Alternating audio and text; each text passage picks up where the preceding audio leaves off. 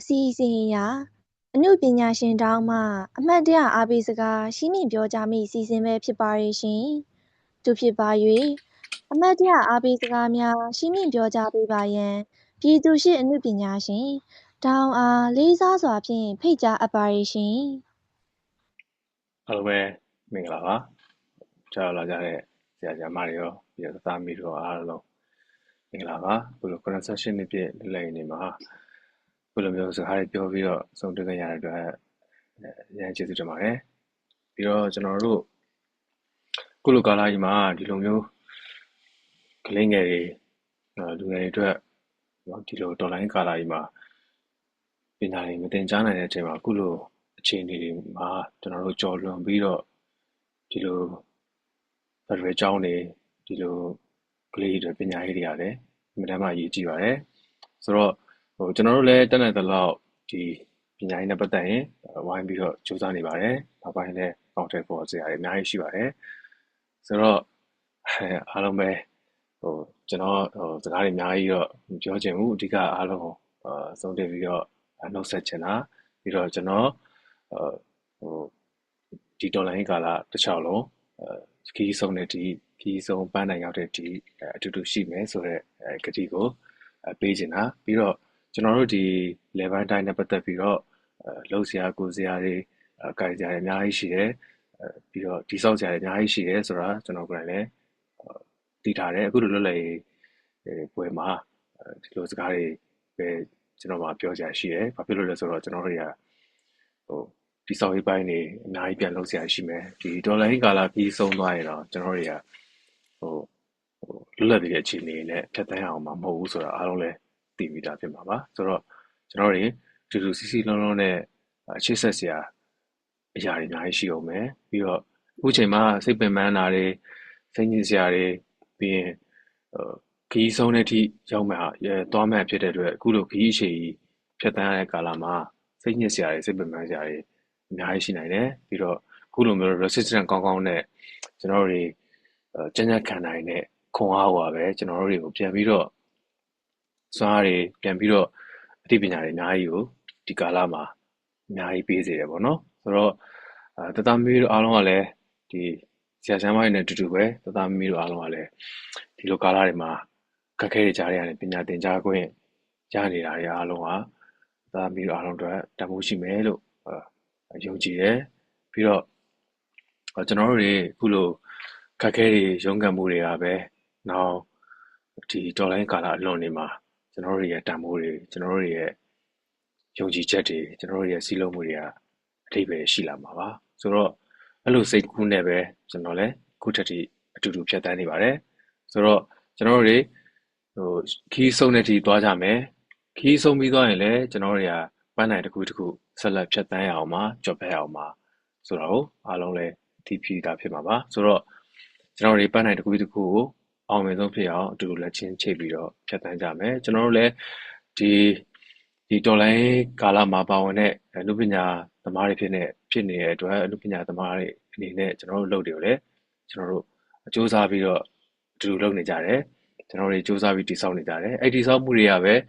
နောက်ပိုင်းကျွန်တော်တို့တော်လိုင်းကာလအလွန်ကြရင်လည်းကျွန်တော်တို့ပြန်လည်တည်ဆောက်ရေးတွေမှာအတူတူစ조사ပြီးတော့ဆက်လုပ်ရမယ့်အလုပ်တွေလို့ယုံကြည်ပါတယ်ဆိုတော့ဒီစကားတွေပဲဘာကြောင့်ပြောလဲဆိုတော့ကျွန်တော်တို့အခုလက်ရှိအတွေးခေါ်ရဆိုရင်ဒေါ်လိုင်းကာလာကကြံ့ကြံ့ခံနိုင်တဲ့ခွန်အားတစ်ခုကပဲဆက်ပြီးတော့ကျွန်တော်တို့တွေကိုအောင်မြင်မှုလမ်းတွေကိုသွားနိုင်မှာပါဆိုတော့ကျွန်တော်တို့တွေအမြင်မတူတာတွေရှိမယ်ကျွန်တော်တို့ရဲ့လက်မှာရှိတဲ့လက်ချောင်းလေးတွေတောင်မှမတူညီတဲ့လက်ချောင်းလေးတွေနဲ့အတူတူခွန်အားတွေအများကြီးစုပ်ကင်ပြီးတော့အရာအလုံးကျွန်တော်တို့ရဲ့လှုပ်ချင်တဲ့အလုပ်တွေဖန်တီးချင်တဲ့အရာအလုံးကိုဒီမတူညီတဲ့လက်ချောင်းလေးတွေကပဲတူတူစုပေါင်းပြီးတော့ဖန်တီးကြရတာဖြစ်တယ်ဆိုတော့ကျွန်တော်တို့အတွက်အရေးကြီးတာကယုံကြည်ချက်အိမ်မက်တွေမျှော်လင့်ချက်တွေပါဆိုတော့မတူညီမှုတွေအများကြီးရှိနိုင်တယ်မတူညီတဲ့အရာတွေအမြင်မတူတဲ့အရာတွေအများကြီးရှိနိုင်တယ်အဲ့ဒီအရာတွေကပဲကျွန်တော်တို့တွေကိုစူးစီးမိပြီးတော့ကျွန်တော်တို့ရဲ့အဲ့ဒီအရာတွေကိုလက်ခံပြီးတော့ရှေ့ဆက်ကြရမှာဖြစ်တယ်ဆိုတော့ဒီအဆုံးတဲ့အထိအတူတူကျွန်တော်တို့မတူညီမှုတွေကိုလက်ခံရင်းနဲ့ကျွန်တော်တို့ရဲ့ပန်းနိုင်တူညီနေတာပေါ့နော်ပန်းနိုင်တူရဲ့ကျွန်တော်တို့အာနာရှင်ကိုတော်လန်နေတဲ့အရာတွေတူညီရဲဆိုတာတခုတည်းနဲ့ကျွန်တော်တို့ကျဉ်းခံပြီးတော့မတူညီမှုတွေကို ယုံကြည်ချက်တစ်ခုတည်းနဲ့အတူတူရှေ့ဆက်ကြမယ်ဒီကာလမှာတွေ့ဖယ်သွားတဲ့ຢာတွေအများကြီးရှိနိုင်တယ်တွေ့ဖယ်သွားတဲ့သူတွေဒီဒေါ်လာရေးခီးကိုဝေဝါးနေတဲ့သူတွေအများကြီးရှိနိုင်တယ်ဆိုတော့အဲ့ဒါတွေအားလုံးကလည်းကျွန်တော်တို့လက်ခံထားရမယ့်အရာတွေပဲဘာဖြစ်လို့လဲဆိုတော့ဒါကကျွန်တော်တို့ဒီလို survival ကာလတွေမှာကြုံတွေ့နိုင်တဲ့အကြောင်းအရာတွေပဲဖြစ်တယ်ဆိုတော့ဘယ်လိုပဲဖြစ်ဖြစ်ကျွန်တော်တို့တွေအတူတူရှိတဲ့သူတွေကဆက်ပြီးတော့ဒေါ်လာတာဝန်တွေကိုဆက်လက်ထမ်းဆောင်ရင်းနဲ့အခုလိုသက်သာမီအနာဂတ်တွေအတွက်လည်းဆရာဆရာမတို့ကဆက်လက်ပြီးတော့စူးစမ်းကြရင်းနဲ့ကျွန်တော်တို့လည်းဆက်လက်ပြီးတော့ဝိုင်းကူနိုင်တဲ့အရာတွေကျွန်တော်တို့ဆက်လက်စူးစမ်းနေတယ်ဆိုတော့အဲ့ဒီအရာတွေအကောင့်တွေပေါ်လာရင်လည်းအတူတူရှေ့ဆက်ပြီးလုပ်မယ့်အရာတွေကိုကျွန်တော်တို့တွေမကြခင်မှာမြင်တွေ့ရမှာပါဆိုတော့ကျွန်တော်အခုလက်ရှိမှာပြောနိုင်တာကျွန်တော်တွေရှေ့ဆက်ပြီးအတူတူလက်ချင်းချိတ်ပြီးတော့စီစီလုံးလုံးနဲ့သွားကြမယ်မတူညီမှုတွေကိုလက်ခံရင်းနဲ့ပဲတူညီတဲ့အရာတွေကိုစုစည်းပြီးတော့အပေါင်းဖြစ်တဲ့အပေါင်းသဘောဆောင်တဲ့အတွေးခေါ်တွေနဲ့အတူတူတော်လိုင်းကြီးကိုရှေ့ဆက်ကြဖို့လိုအပ်မယ်ဆိုတော့ကျွန်တော်တို့တွေအဲ့ရှေ့ဆက်မှုတွေနဲ့ပဲကျွန်တော်တို့ခွန်အားတွေကိုအတူတူစုပေါင်းရင်းနဲ့အာနာရှင်ကိုအဆုံးခံတဲ့အထိတော်လှန်ကြမယ်အာနာရှင်ပြီးဆုံးသွားတဲ့အချိန်ကျရင်လည်းကျွန်တော်တို့ရဲ့အောင်မြင်မှုတွေကိုဆက်လက်တည်ဆောက်ဖို့လိုတယ်ကျွန်တော်တို့ရဲ့အနာဂတ်တွေကလေးရဲ့အနာဂတ်တွေလူငယ်တွေအနာဂတ်တွေပြီးရင်အခုလက်ရှိဆုံးရှုံးနေနာသွားတဲ့မိသားစုတွေရဲ့အနာဂတ်တွေကိုကျွန်တော်တို့တွေအတူတူလက်ချင်းချိတ်ပြီးတော့ဆက်လက်ပြန်လည်တည်ဆောက်ဖို့ရှိမယ်ဆိုတော့ဘာဖြစ်ဖြစ်အားလုံးနဲ့အတူတူ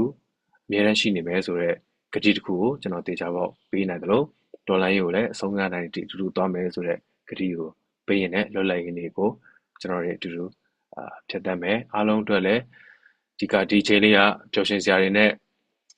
ယုံကြည်ချက်တွေနဲ့အိမ်မက်တွေနဲ့ပြီးတော့ရှေ့ဆက်မဲ့အနာဂတ်တွေနဲ့ဖြတ်သန်းနိုင်ကြပါစေလို့လွတ်လပ်ရေးနေ့မှာ concession တွေလွတ်လပ်ရေးနေ့မှာဆုတောင်းပါတယ်အားလုံးပဲကျေးဇူးအများကြီးတင်ပါတယ်အားလုံး fighting ပါ